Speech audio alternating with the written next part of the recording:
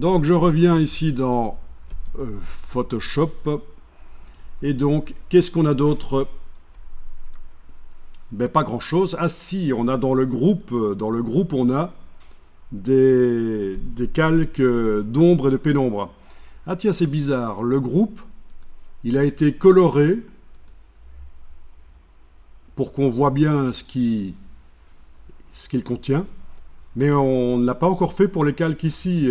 Donc ça, c'est une technique qu'on peut voir. Comment colorer des calques dans la palette des calques pour que on comprenne bien qu'ils appartiennent au même groupe, par exemple. Donc vous allez faire ça. Vous allez cliquer sur le calque Lion et ses pattes. Et avec la touche Shift, la touche majuscule enfoncée, vous allez cliquer sur le calque d'en bas qui s'appelle Ombre sous patte avant. Voilà. Ensuite, vous faites un clic droit sur n'importe lequel des calques à droite de son nom. Clic droit. Et dans le bas du menu, vous avez la colorisation, je ne sais pas comment il faut dire, du calque. Par exemple, je vais le mettre en jaune, par exemple, voilà. Des calques qui sont activés. Voilà, vous voyez? Comme ça, quand on ouvre le groupe, on voit tout de suite que les calques jaunes, là, font partie de ce groupe.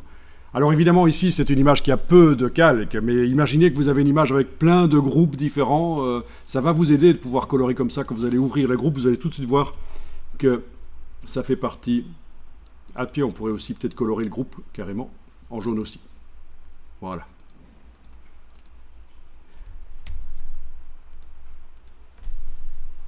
Et donc, qu'est-ce qu'on a? Je vais enlever les yeux en face, ici. En glissant, cliquer, glisser, voilà, appuyer le bouton à souris et garder appuyé et bouger. C'est comme ça que ça marche.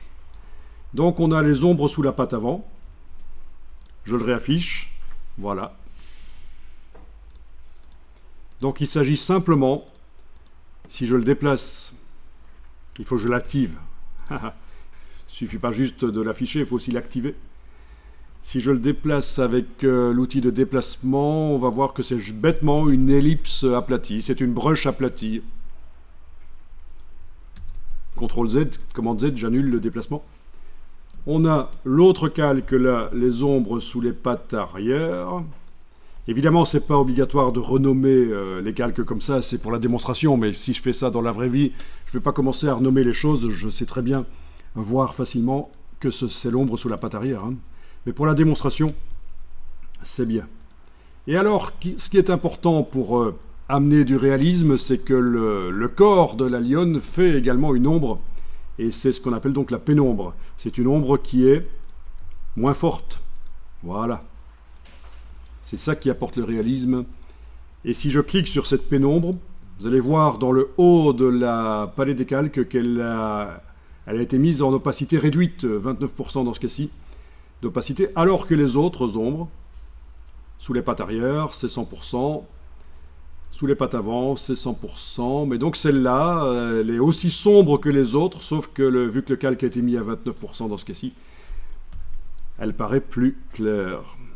Voilà, on la voit là, que je peux la déplacer, CTRL Z, elle revient en place. Donc, bonne astuce pour créer des fausses ombres. Si vous n'avez pas pu photographier le sujet sur un fond blanc, voilà. Vous pouvez sauvegarder le fichier. Donc je vais l'appeler 20 ici. Donc tout ceci vous montre un peu la logique Photoshop, le trucage photo. Donc bien sûr, pour ceux qui n'auraient pas compris, on a Illustrator qui est plutôt orienté vers la création de graphismes et principalement de graphismes un peu naïfs, pas d'hyper réalisme, pas pour faire des choses hyper réalistes. Si je tape Adobe Illustrator là dans Google, on tombe sur des graphismes sympas, pas très réalistes en fait, mais c'est ça qui est intéressant. C'est un peu poétique et simple, c'est du vectoriel. Donc ça c'est Illustrator, le graphisme. Alors bien sûr, il y en a qui s'amusent à faire de l'hyperréalisme dans Illustrator avec un outil qui s'appelle le Gradient Mesh, le filet de dégradé. Ne faites jamais ça, sauf si vous avez vraiment de la clientèle pour. C'est à éviter. En plus, on doit démarrer de photo et vous n'avez peut-être pas les droits sur la photo. Donc il y a un problème de copyright. La plupart du temps, oui, on montre cet outil pour faire des légumes, voilà, des fruits. Donc oubliez le Gradient Mesh dans Illustrator, c'est la mauvaise voie, c'est le mauvais chemin pour faire de l'Illustrator. Faites plutôt de la 3D si c'est pour faire ce genre de choses, quoi. Ce sera plus facile. Donc Illustrator plutôt pour des choses sympas. Il faut que j'arrive, voilà, des choses sympas de ce genre-là, évidemment. En plus, c'est un chaton. Comment ne pas craquer?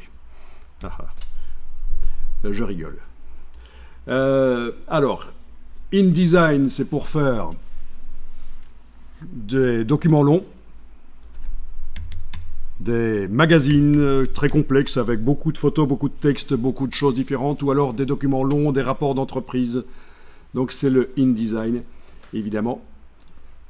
Et vous avez ensuite Photoshop qui lui est plus orienté vers la retouche photo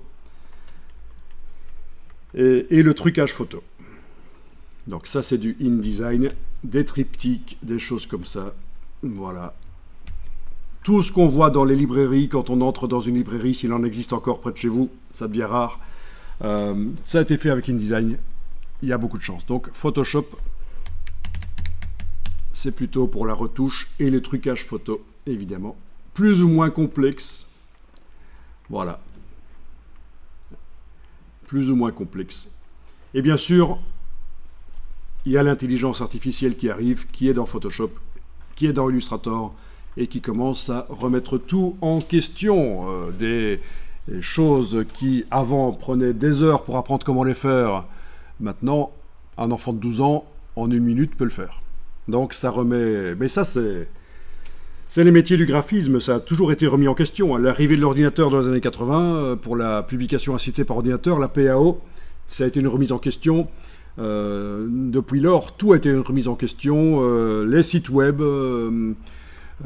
les CMS comme Drupal, Joomla, WordPress, tout ça a balayé la manière de faire des sites web à l'ancienne avec du code HTML, CSS. Enfin, ce n'est qu'une histoire de révolution qui se succède.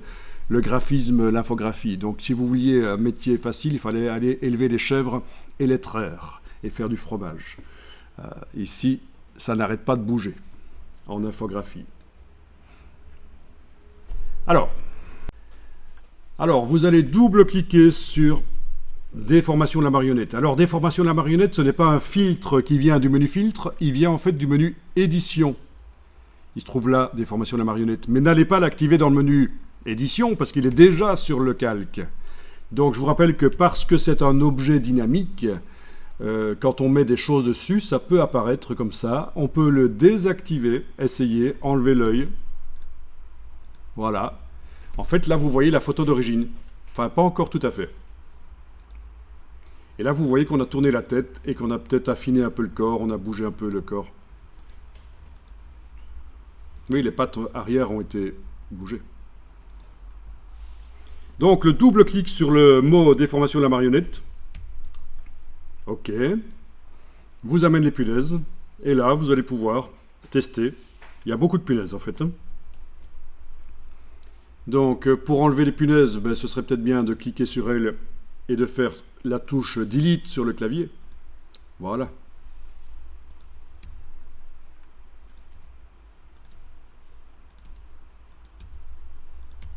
Voilà. Donc, il y a encore une punaise ici. Gardez-la, celle-là. Si vous l'avez supprimée, ben, il faut cliquer pour la remettre. Enfoncez la touche Alt. Est-ce que vous voyez un cercle qui apparaît autour comme ça? Vous ne mettez pas sur la punaise quand vous avez la touche Alt enfoncée. Cliquez à côté et bougez comme ça. Et vous allez voir, c'est pour faire tourner. Donc l'idée ici, c'est qu'on peut adapter une photo qui a été prise en studio ou autre. Vous pouvez l'adapter pour faire des choses à la personne ou au sujet, voire même à l'objet, en fait. Hein. Voilà.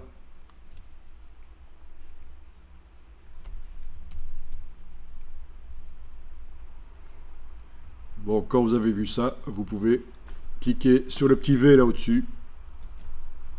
Et voilà, vous avez modifié la marionnette, le puppet wrap.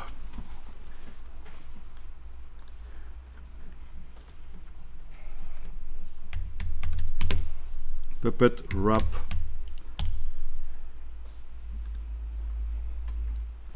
Warp. C'est parce que j'ai faim, peut-être que j'ai dit que c'était wrap. Mais c'est warp. Il n'y en a pas un parmi vous qui a demandé quoi, Puppet de Room Non, pas Puppet de Room, Puppet Warp. Il y a ça aussi dans After Effects, donc pour faire des trucages vidéo. Ce sera encore plus évolué que dans Photoshop. Dans After Effects, chaque punaise, vous allez pouvoir déterminer un rayon d'action de la punaise sur l'objet, à quel point elle interagit sur l'objet. Vous avez ça dans Illustrator aussi. Voilà. Enregistrer le fichier.